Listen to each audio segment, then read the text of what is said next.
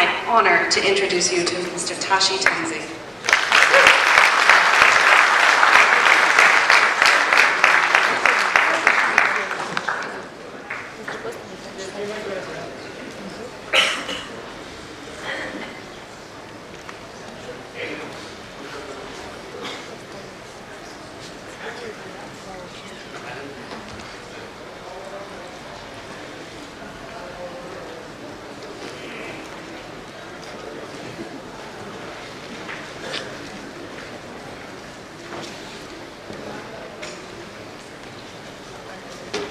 Good afternoon, ladies and gentlemen, and welcome to all the delegates who come from far across the Himalaya, I guess, from different parts of the world into our beautiful Nepal gateway to the Himalaya.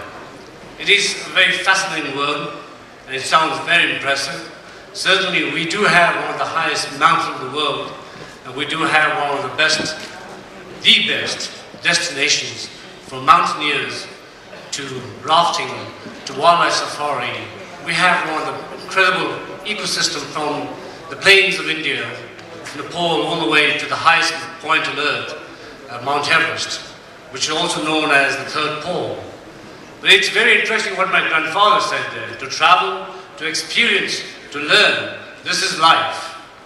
And I think we all have these passions in our blood or in our soul that we want to be adventurous in the field that we love doing so much.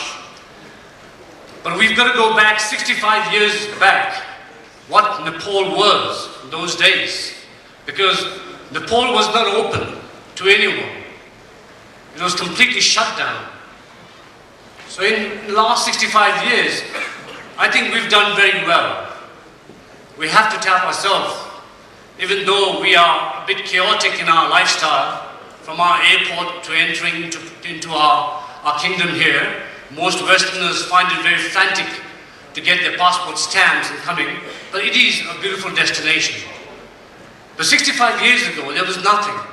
We had mountain people living up in the highlands of beautiful, clean air and amazing sights, where the Sherpas migrated 800 years, coming over to the highest point, living in Solokhumbu.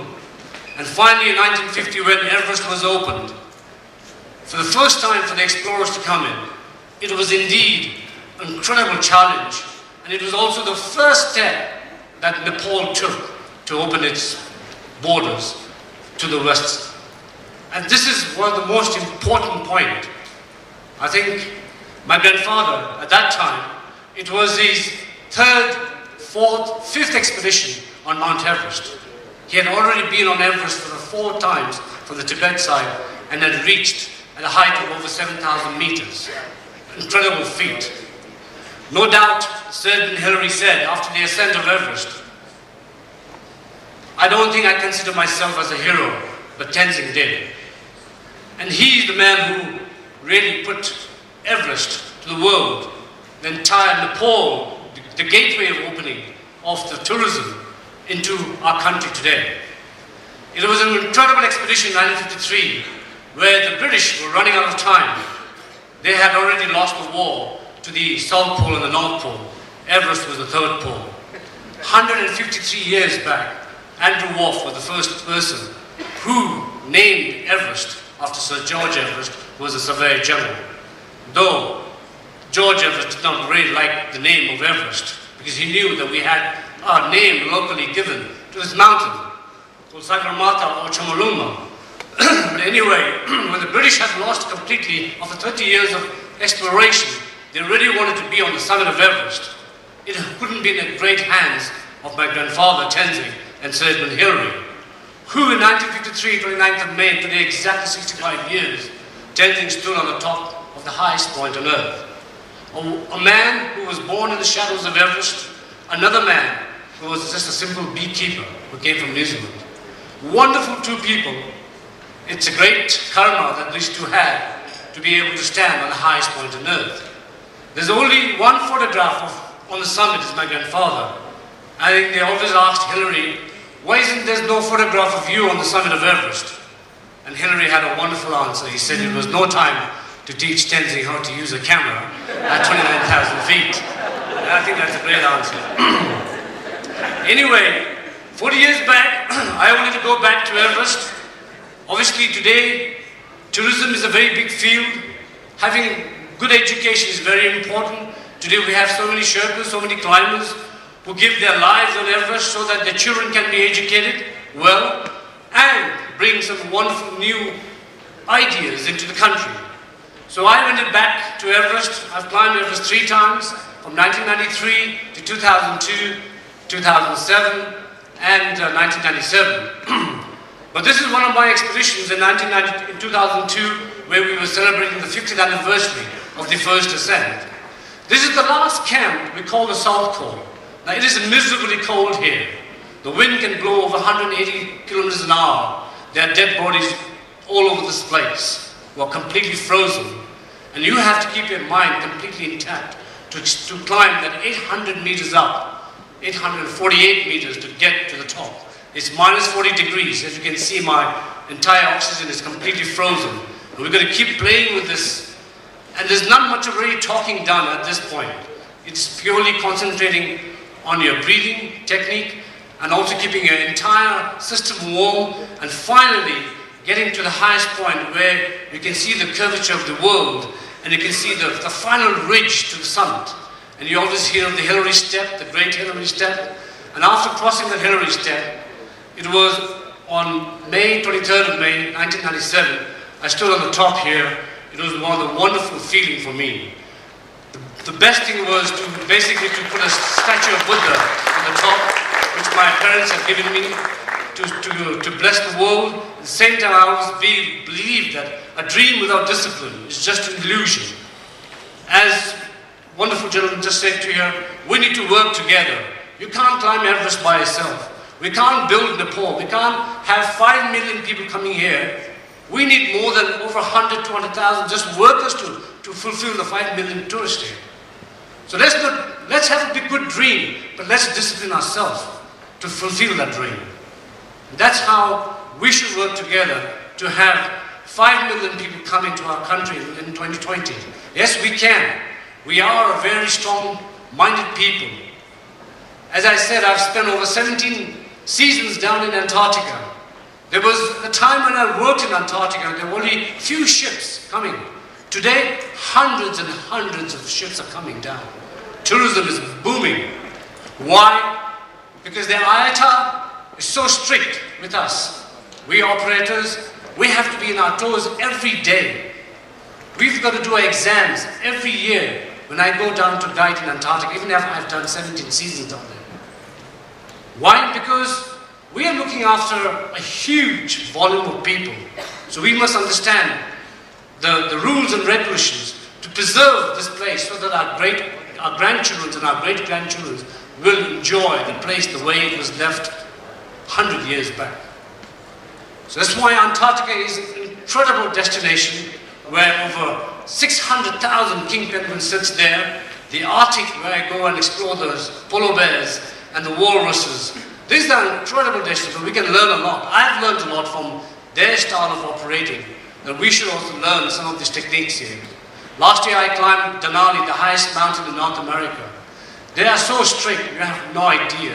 Even though we are climbers, we had to follow every rules. Even their liaison officer, as we call it, ours is a joke out here, but theirs is not a joke. They're so strict, they're well trained, they're well versatile, they're mountain climbers. They preserve that place so well.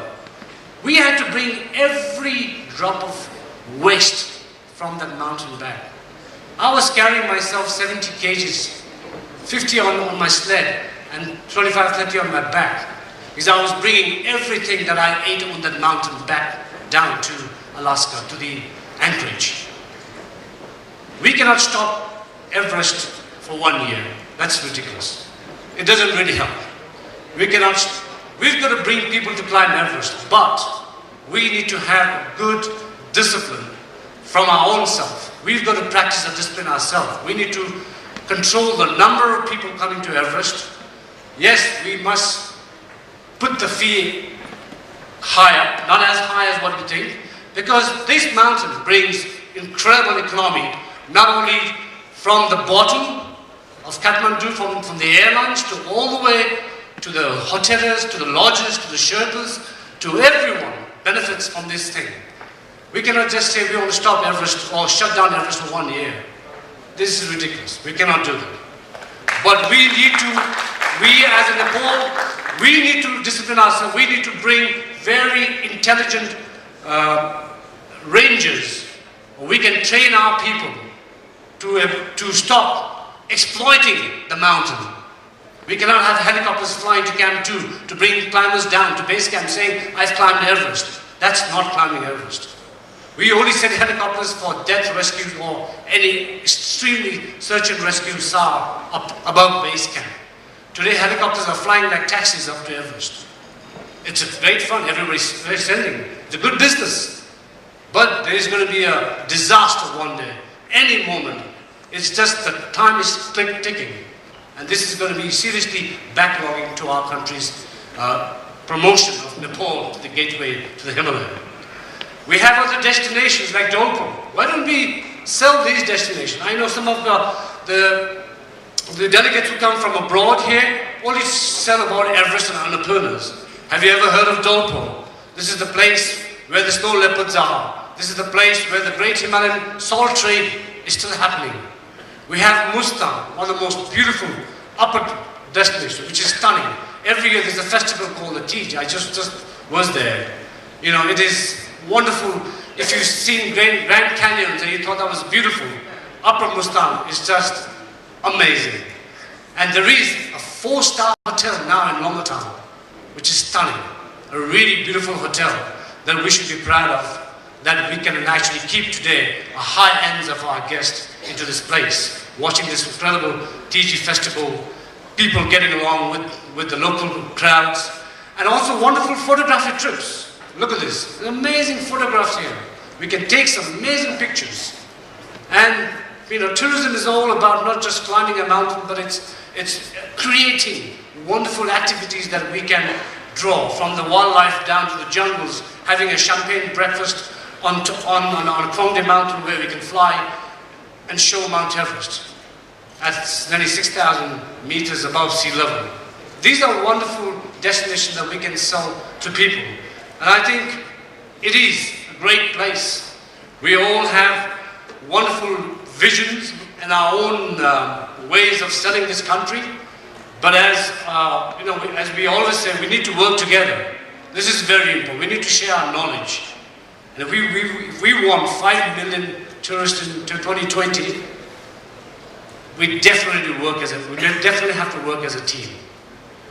I know I've already given 15 minutes to talk, but I have so much to tell of my life's journey, but I guess next time we will meet back here in Nepal again, if you're on one of our trips. But the rest of the evening, do have a wonderful time, and let's work together to open Nepal as a gateway to the Himalayas, and we certainly have the highest mountain in the world. It's not going anywhere. Thank you.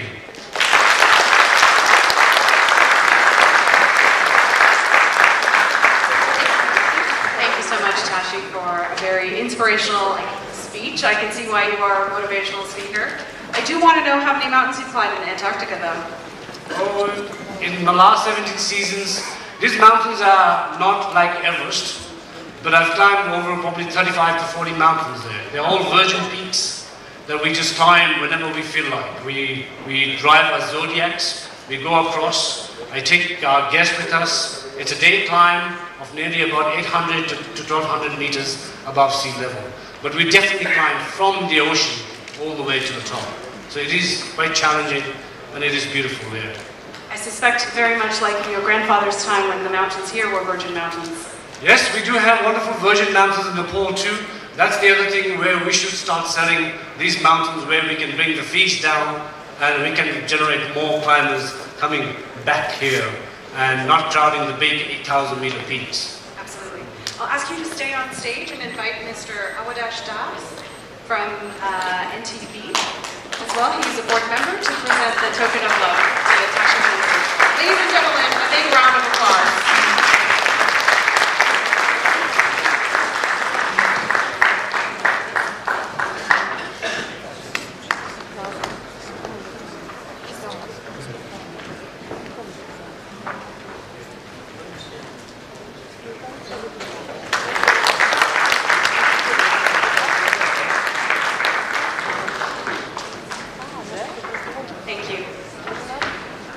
Thank you.